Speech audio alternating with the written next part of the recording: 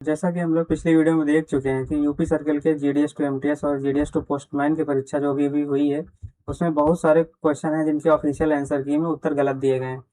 तो इस वीडियो में हम लोग देखेंगे कि इन प्रश्नों की आंसर की को सही तरीके से चैलेंज कैसे करना है। सबसे पहले क्या है कि ऑफिशियल आंसर की नोटिस को देखते हैं। इसी में विभाग ने स्पष्ट रूप से लिख रखा है कि ऑब्जेक्शन किस फॉर्मेट में देना है। इसका फॉर्मेट भी दे रखा है। आपको किसी भी तरीके से लिख के नहीं भेजना है, ये फॉर्मेट है, इसी फॉर्मेट में ही लिख के भेजना है।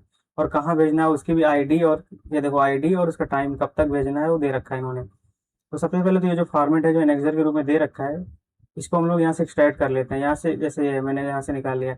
अब इसको निकाल के यहाँ से इसको हमको वर्ड पे जाके एडिट करना है, या तो इस पे वर्ड में निकाल लेंगे। वर्ड वर्ड ऐप आता है उसका, माइक्रोसॉफ्ट का। फ़ोन पे होगा, अपने फ़ोन पे डाउनलोड कर लीजिए वहाँ से।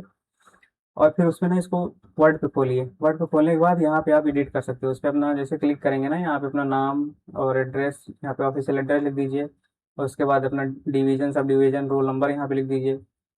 फिर इधर आइए, यहाँ पे सीरियल नंबर लिखिएगी। मतलब आपको कितने क्वेश्चन, जैसे 4 क्वेश्चन करने हैं तो पहला क्वेश्चन कौन सा है, तो सीरियल नंबर। फिर यहाँ पे सेट। फिर उसके बाद क्वेश्चन जो सेट था उसमें क्वेश्चन नंबर कितना था उसका, ये यहाँ पे लिखना है। फिर इसमें लिखना है पूरा क्वेश्चन, क्या क्वेश्चन था, ऑप्शन सहित लिखना है पूरा क्वेश्चन यहाँ पे। फिर उसके बाद इधर आ जाइए, आपको उसमें ऑब्जेक्शन ऑब्जेक्शन क्या है, मतलब कि डिपार्टमेंट ने क्या आंसर की दी है। मतलब डिपार्टमेंट जैसे ए दिया है और आपका आपके हिसाब से ए बी सही है, तो वो पूरा यहाँ पे लिखना है कि डिपार्टमेंट ने क्या दिया है और आपके हिसाब से क्या सही है। और सही है तो क्यों सही है, उसका पूरा कमेंट, पूरा रीजन, ऑब्जेक्शन लिखना है आपको। और हाँ, ऑब्जेक्शन में आप गूगल से लिखी हुई चीज़ें या फिर एआई से निकाली हुई चीज़ें नहीं दे सकते। ऑफिशियल सोर्स का मेंशन होना चाहिए। या फिर यहाँ कोई कोचिंग मटेरियल हो तो उसको भी यहाँ तुम साइट नहीं कर सकते कि कोचिंग मटेरियल है, उसने ये कहा है। ऑफिशियल सोर्स किसी पोस्टल गाइड में दिया हो, या किसी किसी सर्कल ने कभी पीवाईक्यू में पूछा हो उस क्वेश्चन को, तो वहां से उसमें आंसर की उसकी दी हो तो उसको तुम यहाँ पे साइट कर सकते हो। उसको यहाँ पे रेफरेंस के तौर पे लिख सकते हो। तो ऐसे करना है। उसके बाद फिर क्या, दूसरा अगर क्वेश्चन है आपको दूसरा क्वेश्चन यहाँ पे लिखना है। और दूसरे क्वेश्चन का सेट कौन सा है और वहाँ किस नंबर पे दिया हुआ है सेट में वो क्वेश्चन तुम्हारे। फिर दूसरा क्वेश्चन लिखिए, उसमें भी अपना कमेंट ऐसे लिखती है। इसमें क्या है ना कि आपको ये लग रहा होगा कि बड़ा छोटा सा, इसमें इतने में से कहाँ लिख पाएगा, लेकिन जब इसको वर्ड में आप लिखेंगे ना, इसमें तो ये एक्सपैंड होता जाएगा। जितना लिखते जाएंगे उतना एक्सपैंड होता जाएगा ये। और उसी तरीके से एक्सपैंड होते होते आपका जो स्पेस है बनता चला जाएगा।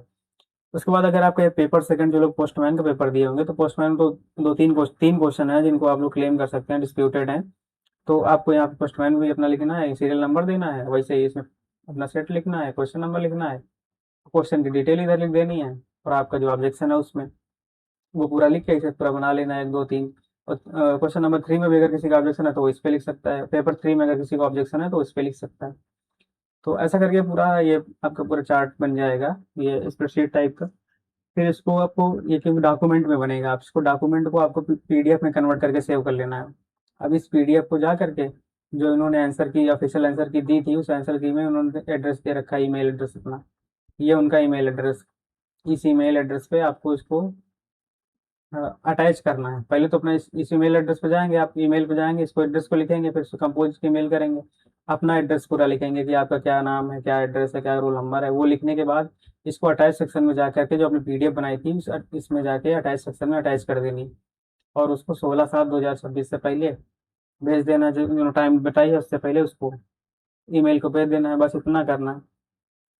अब ये है कि जो आप लोग ये लेक्चर बनाएंगे वो बनाना कैसे है, उसमें कैसे एडिट करना है, कैसे क्या लिखना है। मैं अपना दिखाता हूँ कि मैंने अभी यूपी सर्कल का जो एग्जाम हुआ है उसमें किस किस क्वेश्चन में ऑब्जेक्शन लिया है और कैसे अपना ऑब्जेक्शन फॉर्म कंप्लीट किया है। तो ये मेरा ऑब्जेक्शन फॉर्म है, मैंने ये ऑब्जेक्शन बनाया हुआ है। अपना जो क्वेश्चन, जिस क्वेश्चन में ऑब्जेक्शन लिया है उसका पूरा एक मैंने प्रोफार्मा तैयार किया है। तो क्या हुआ, जैसे कि ये है कि इसमें सीरियल नंबर है, अपना सीरियल नंबर डाल दिया। उसके बाद यहाँ पे मैंने सेट अपना एडिट नहीं किया है, यहाँ पे सेट लिखना है आपको। यहाँ पे क्वेश्चन नंबर लिखना है, कौन सा क्वेश्चन नंबर था आपके सेट में वो। और उसके बाद पूरा क्वेश्चन देखो यहाँ पे लिख दिया है। पूरा क्वेश्चन डिटेल हिंदी इंग्लिश है, पूरा क्वेश्चन मैंने लिख दिया। और उसके बाद इस कमेंट ऑब्जेक्शन सेक्शन में जो उन्होंने प्रोफार्मा दिया था, उसी प्रोफार्मा में यहाँ पे देखो ऑब्जेक्शन मैंने अपना लिखा है। ऑब्जेक्शन मेरा क्या है, the question is ambiguously framed and the provisional answer key is not legally sustainable.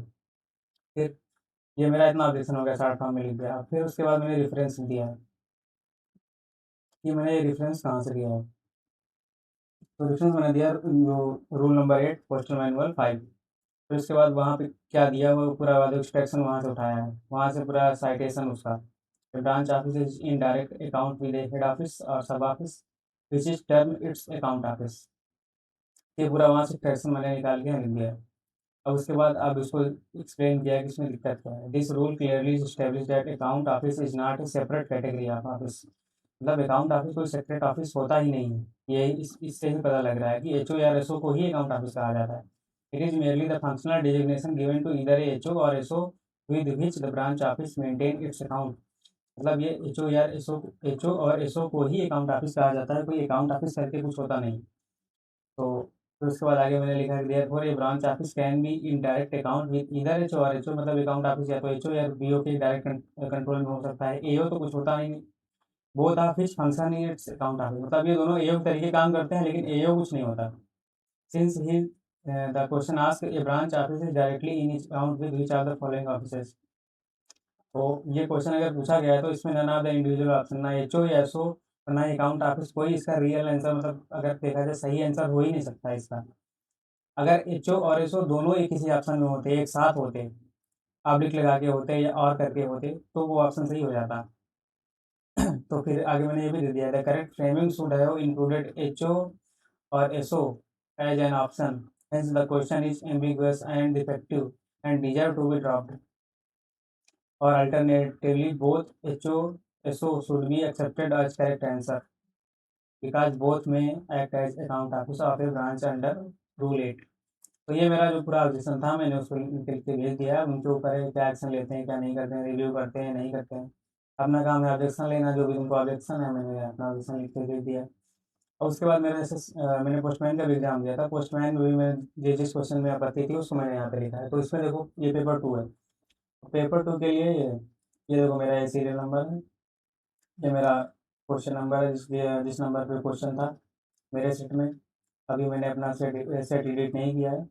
पूरा क्वेश्चन यहाँ पे लिख दिया है, कौन सा क्वेश्चन है मेरा, हिंदी इंग्लिश दोनों में क्वेश्चन पूरा लिख दिया। उसके बाद मेरा ऑब्जेक्शन क्या है।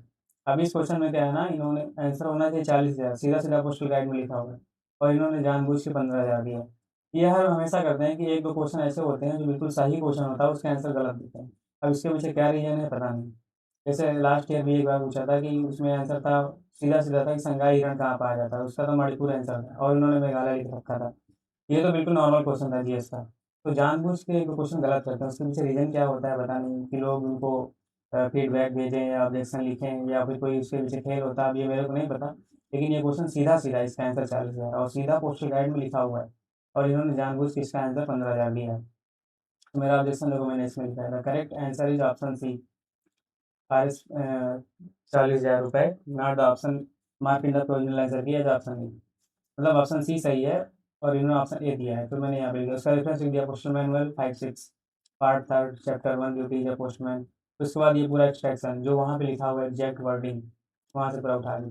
The aggregate value of insured BP COD banking MO IPP that may be made over at one time to a single postman for delivery should not exceed 40,000। सीधा सीधा लिखा है कि जो भी जो क्वेश्चन उन्होंने पूछा सीधा सीधा यहाँ लिखा है, इसी से फ्रेमिंग ही की क्वेश्चन से, कुछ डिफरेंट है ही नहीं। यहाँ से ही क्वेश्चन बनाया इन्होंने, इसी से उठा के ही देखो फ्रेमिंग ही देखो क्वेश्चन की, सीधा वही चीज़ लिखी हुई है।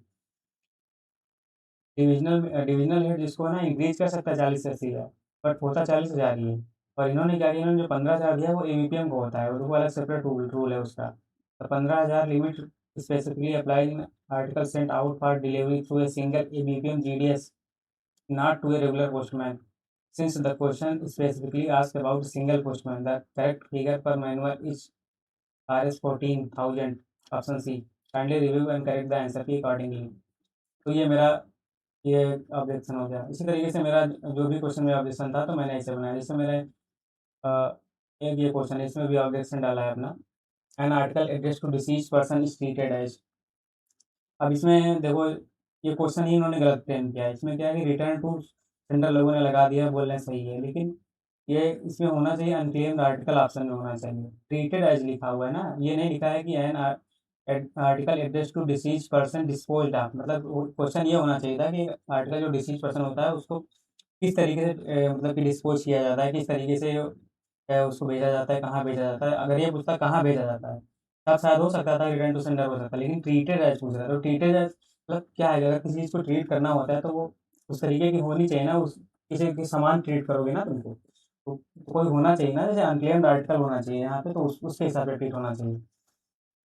तो मेरा ऑब्जेक्शन क्या है, the question is in accordingly it is asked an article addressed to a deceased person is treated as. However, according to Postal Guide Part 1 Rule 89 देखो पूरा लिख दिया है Postal Guide Part 1 Rule 89, an article addressed to deceased person is treated as unclaimed article. ये सीधा सीधा हुआ लिखा है Rule 89 में, an article addressed to a deceased person should be treated as unclaimed article.